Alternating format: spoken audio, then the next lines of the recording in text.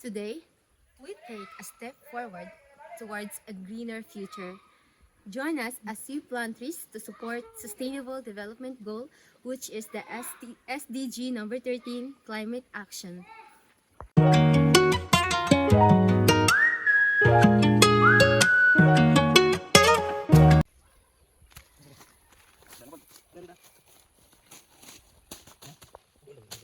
We choose Balilihan, a perfect place for our tree planting activity. With the right space, sunlight, and community support, we are planting seeds of hope for the next generation. Before we start, We gather everything we need like bolo, and saplings. So, let's start!